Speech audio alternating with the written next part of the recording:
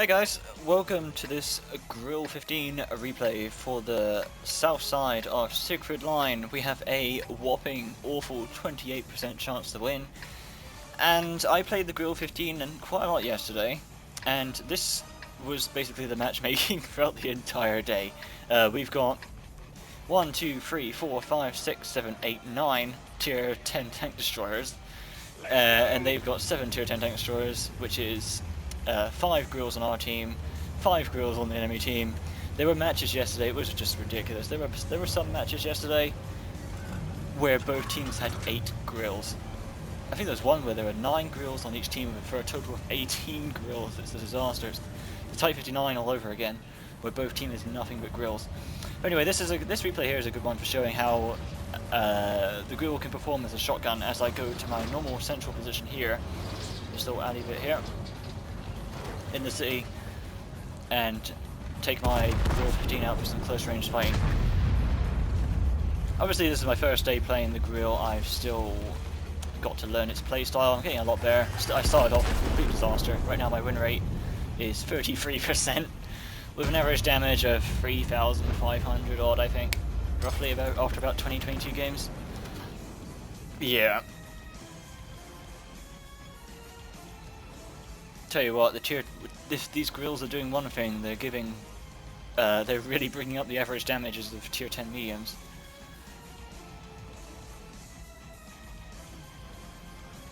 I'm setting up here for a shot. So from here, through this archway I'm looking at, there we go.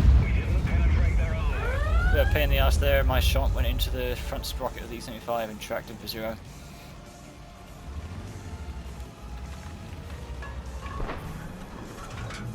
So my ambush there completely failed.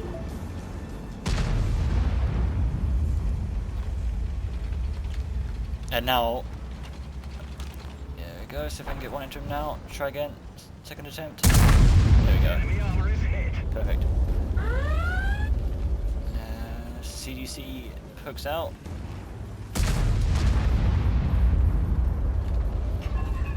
And you got the way my safe shot actually kicked in there, and if I didn't have that, I probably would have shot the E4 though. This M103 is getting aggressive.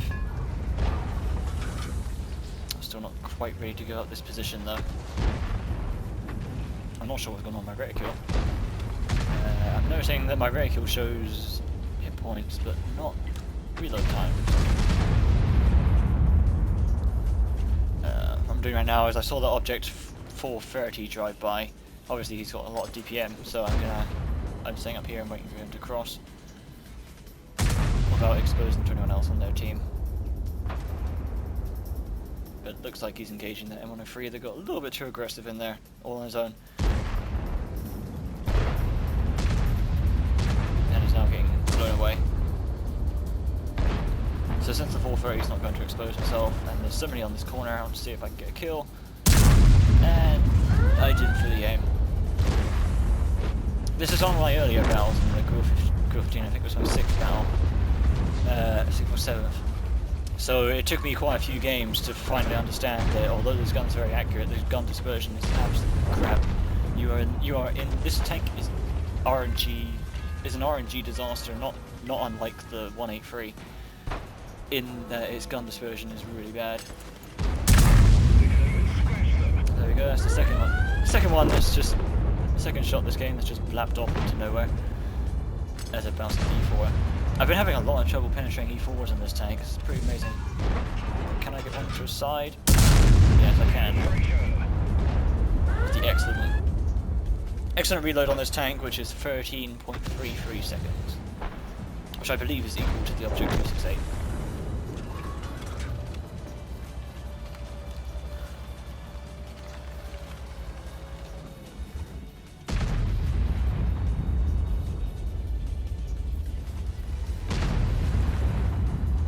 Grill 15 looks like he's going to chase after this E4, or someone is going to go after that E4, so I'm going to get ready and try and shoot the first enemy that attempts it. There's also, obviously, there's a lot of grills in this match, and they're all in the back there. You can see there's 3 of them up in camping at A. The E4 apparently decided getting shot on the side by me last time wasn't enough, so he decides to take another one. Yep, slap him onto his side there.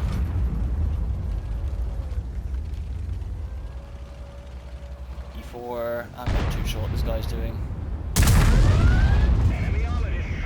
Now I say I've been having a lot of trouble penetrating E4s in this tank, and I absolutely have. I don't know what it is, but fair enough, E4s have trouble hitting the grill because it's so small, and the grill's gun is just all over the place. More juicy side shots over there. There we go. That shot was not fully aimed, and I can tell you right now, if you don't fully aimed, if you haven't got the grill and you haven't experienced it for yourself yet, if you don't fully aim this grill, your shots are in the arms of RNG, and more often than not, you're gonna miss. You need to fully aim in this tank. Enemy vehicle destroyed. Like that there. If you don't fully aim, and your shots are in the arms of RNG, you're just gonna go everywhere. There's no one. Run, you're dead. Next target's this E5.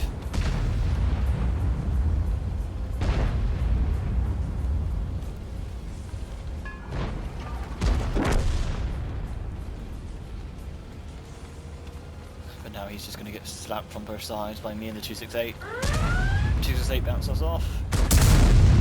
And the E5 tries to finish the 268 with high explosive, but hits for 24 damage. And for some reason I think with his low health that hey, I can just ram him to death. No, I take 200 damage and he takes nothing. Now look, watch this drive-by here.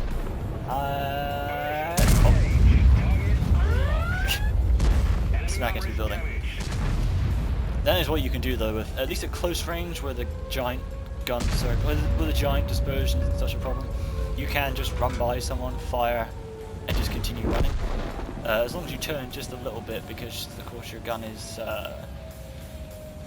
restricted. 50 degrees both sides, I believe, 100. Still, look how fast this is. I was able to just do pull a drive-by on that enemy Unicam Grille 15, and just leg it back to base. And just watch how fast this AMX-30 melts. He's stuck, but he's got full health. Cool, number 1 hits. Cool, number 2 hits. Dead. This tank is really good when it works.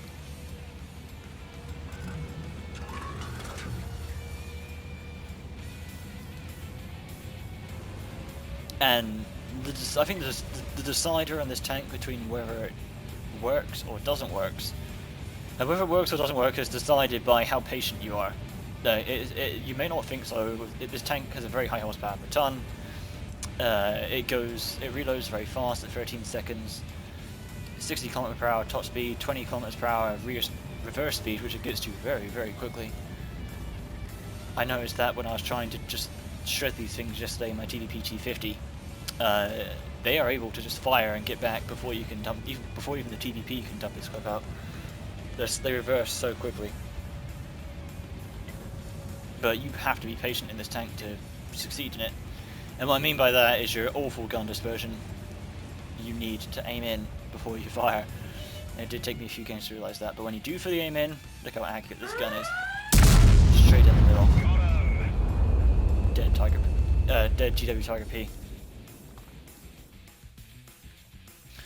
So that was our game there, and hopefully this is a good match for showing off just how effective the Grille 15 can be as a shotgun.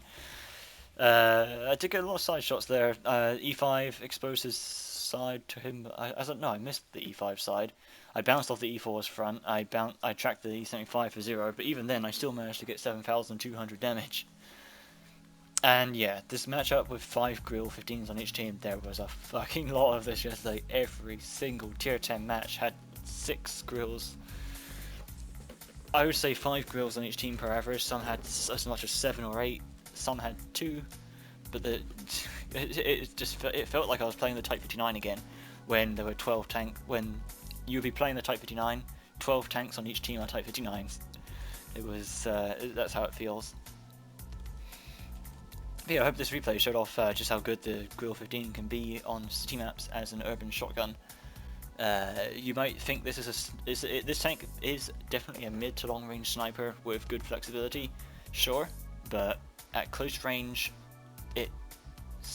the balancing, the two things that keep this tank balanced are, of course, you've got your gun traverse, which is always going to be a problem, but the two things that keep it balanced is that its camo values are garbage. It gets spotted like you wouldn't believe. It's like it's pulled that from the Waffle E100. It's not as bad as the Waffle, but it's still pretty bad considering what it is. Considering it's a glass cannon tank destroyer, it's very easily spied, and it's very large gun dispersion. On city maps, that's not so much of a problem, and so this tank can very well perform as a open shotgun. Because both those balancing facts are negated, you're always going to be spotted on a city map, and you don't have to worry so much about your dispersion because it's close range fighting. Anyway, I hope you enjoyed this replay, guys, and I will catch you next time.